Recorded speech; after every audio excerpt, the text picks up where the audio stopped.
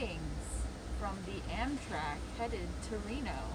This is a special feature. We're here on location. I don't even know where we are. Where are we? Past Colfax. Past Colfax. Headed to Truckee. Headed to Truckee. That's where we are. So we're passing these incredible forests that go down into a bowl of trees as far as the eye can see, forever and ever and ever. It's really fascinating. And if you watched yesterday, I told you I'd be telling you about the train trip yesterday.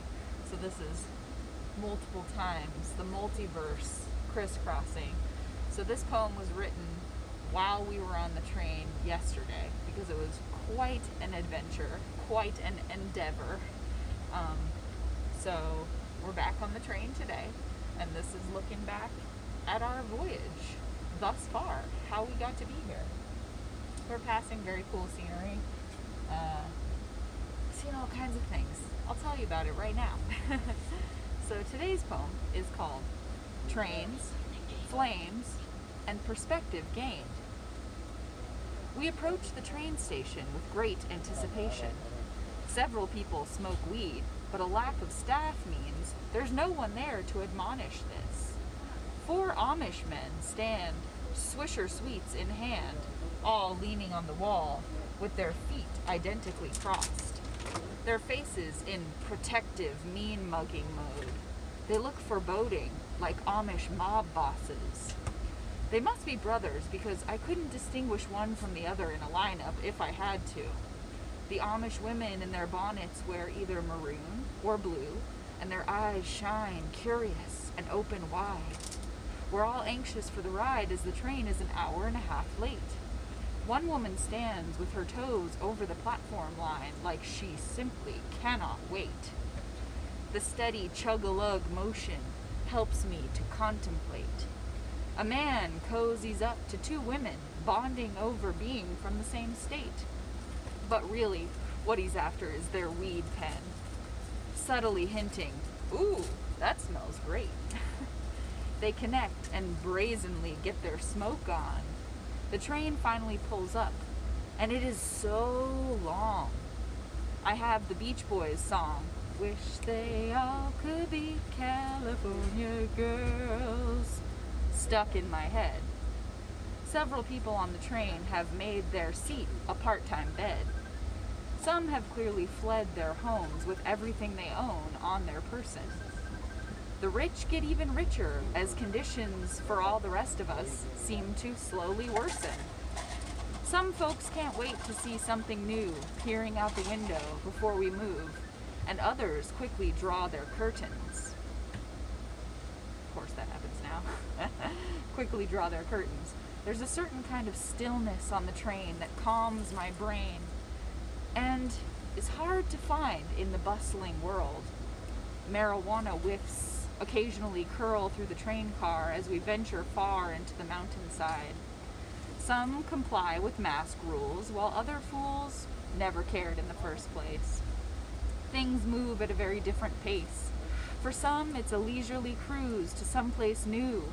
For others, it's a stressful race. We all chase moments worth snapping photos of. We all seek various saturations of love. From above the winding streams, we can see a team of transient men bathing in a small ditch. It makes me think twice before I ever bitch about anything minor. Some people aboard sport dirty sweatpants. Some show off designer duds. Some of them need a swift kick in the ass. Some really need a hug. Some are nodding off to sleep. Some are nodding off on drugs. A few men only carry a single plastic bag of goods. Some lug a very heavy load. We see an old smashed car rotting into the hillside that long ago flipped off the road. High above Donner, I honor the forests which stretch on continually before us. Gold Rush era buildings barely cling on as their banisters and spiral staircases bust. The wear and tear of time turns once sturdy creations to dust. The former train cars fade and rust. The fire smoke isn't covering up the beauty today, so that's a plus. tired passengers cuss up a storm despite children being close by. One such child begins to cry because as we're passing high over the woodlands, there's no animals. Vandals will mark up nature without pause, and there's plenty of that to be seen in this once pristine forest, further from the law's reach. Each tree has a distinct personality. My eyes can only take in a small percent of every massive valley. I like trading gutters and alleys for ravines and trails along clean streams. Dreams thrive and crumble near these mountain tunnels. People get funneled into so many different lives. We're up so high, bouncing along the hillside, and my heart pounds as we glide near the edge. Oh my God, are we stopping again? Dilapidated cabins are wedged in between gigantic trees. Some people have to venture way out just to feel a little bit free. So much to see, I wish I could get my camera at the ready more quickly. I miss getting a shot of beehives way up in someone's sky-reaching pines. I'm sure it's very tricky to harvest that honey. There's little shacks out here built with lots of love for very little money. The limbs lean towards the sunny patches. The scale of it all catches me by surprise. It's so much more than my eyes can even process. The wind tosses the dead trees wherever it likes.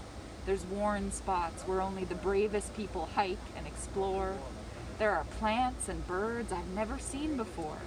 We're in for another surprise. Just as my eyes start to close sleepily and we crawl upward on tracks, climbing steeply, following the mountain's crest, I'm jostled from my moment of rest by the conductor telling us the tracks ahead are a mess due to a close-by fire, and we'll be waiting here until those hard-working fire crews who risk their lives and heavily perspire to control the flames are able to contain it. The only other time I was on a train, we had to sit for 3 hours because an SUV was abandoned on the tracks. I get scary flashbacks of that incident where the surroundings were much less innocent. We saw homeless people living in the sewer tunnels who crept towards us and seemed intent on taking over the train. That little trip certainly stuck in my brain. Now it's a different kind of foe slowing us. If only this land could get some rain. We remain seated and try to be patient.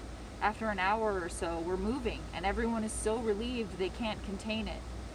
The no smoking sign is clearly lit, but a man takes a celebratory hit. We continue our journey through the swervy hills.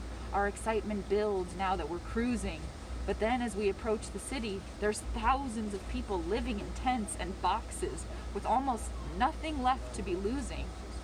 We like to imagine we're all actively choosing our fate, but for many it appears it's too late to find footing or stability.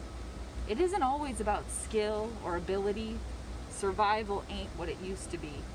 Many close their curtains because they don't want to see the few degrees of separation between doing okay and total devastation.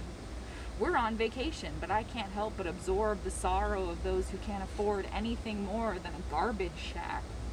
There's so many wandering souls who have no one to hold and no one who has their back. Some have the cards stacked so unfairly against them. We can only suppose what cements them in that cycle. There's not so many differences between the down and out and the entitled. We as a society seem to have blurred the lines between what we want and what's vital. Reality is a bizarre ballet recital. We're all dancers in the spiral, some with big hearts, some with big titles. I try to keep my own cup full of gratitude. Seeing such hardship helps me flip and check my own attitude. Whatever my longitude and latitude, I try to give thanks wherever I am. After all, none of us gets let in on the master plan. In this precious lifespan I've been given, I strive to find both the beauty that's apparent and the beauty that's hidden, and hop on that train not yet ridden. Thanks, guys. I'm gonna enjoy the ride.